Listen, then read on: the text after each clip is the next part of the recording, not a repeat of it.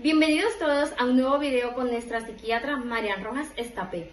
Recuerda que el éxito es la capacidad de ir de fracaso en fracaso sin perder el entusiasmo.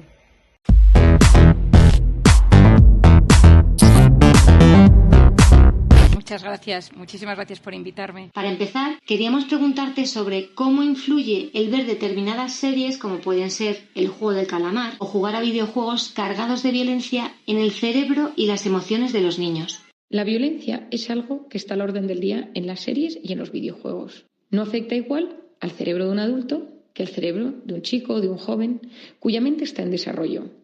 Lo primero que tenemos que hacer es distinguir la agresividad de la violencia. La agresividad es un instinto natural, igual que tienen los animales, para sobrevivir en el entorno. Es algo biológico e instintivo. Con la educación conseguimos modularlo. La violencia, en cambio, viene de la conducta aprendida. Por eso hay que tener mucho cuidado. Si una persona se dedica a ver o a jugar con videojuegos donde la violencia es algo primordial e importante, una de las cosas que va a suceder es que el cerebro va a aprender y va a querer replicar. Pero también sucede un tema muy importante, y es que cuando se estimulan las zonas de la agresividad y de la violencia, disminuyen las zonas de la empatía y de la sensibilidad. Es decir, una persona acostumbrada a estar todo el día relacionada con agresividad y violencia será una persona menos empática. La empatía es la capacidad que tiene el ser humano de ponerse en el lugar del otro, de entender las emociones de los demás y de ayudarles en consecuencia.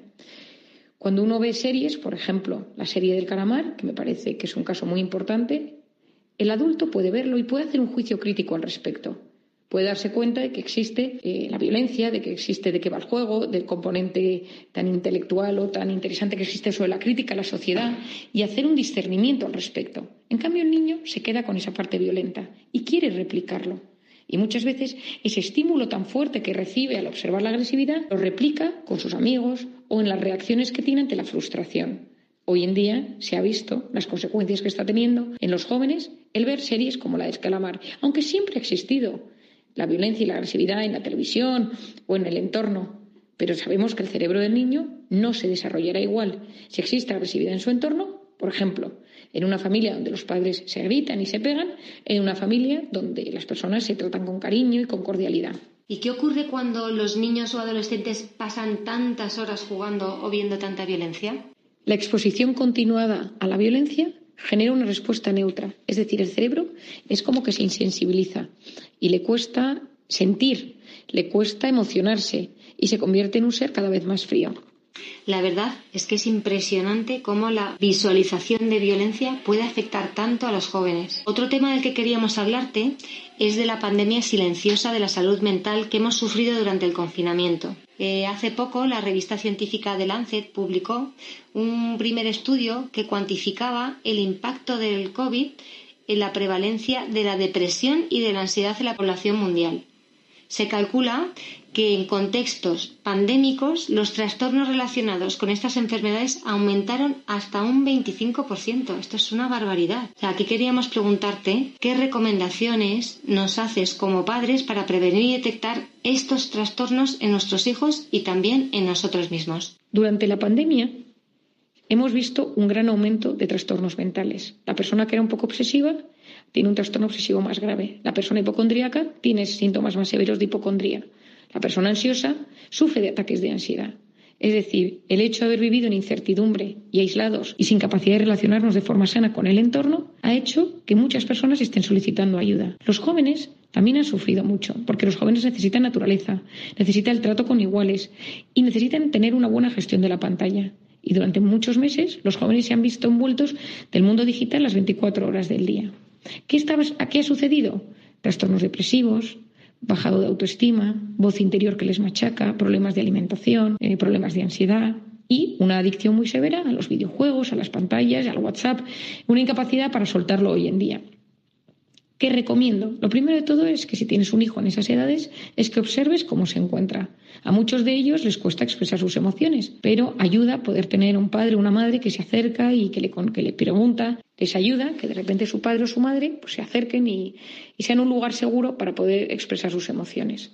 Por otro lado, Los hijos no van a hacer cosas que nosotros no hagamos como padres. Es decir, si nuestros hijos nos observan enganchados al teléfono, si nos observan irritables, tristes, sin ilusión, probablemente ellos también se contagien de ese estado anímico. Hay que intentar modificar un poco también el estado anímico familiar, porque muchas familias, muchos hogares lo han pasado muy mal. De ahí la importancia, como mencionabas antes, de dar ejemplo a nuestros hijos en todo momento. Como padre, te recomiendo que observes a tu hijo, que le preguntes cómo se encuentra, que le preguntes cómo están los amigos de su clase, cómo siente la concentración, si le cuesta más retener información, si nota que tiene menos memoria, si tiene ansiedad.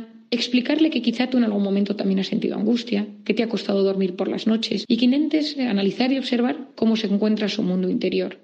Por otro lado, como padre siempre viene bien educar a los hijos en inteligencia emocional. Esto significa que escuchen, que presten atención, que cuando estén hablando contigo no tengan el teléfono delante, que se preocupen por los problemas de los demás. Y si realmente notas que están muy insensibilizados, intentar trabajar en ellos.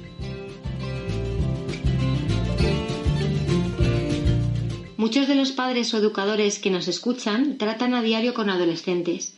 ¿Qué consejo les darías, además de la paciencia y comprensión, para acompañarlos en esta etapa de cambio constante tan difícil? Como educador, como padre, también recomiendo que entiendas que el cerebro de tu hijo está en pleno desarrollo.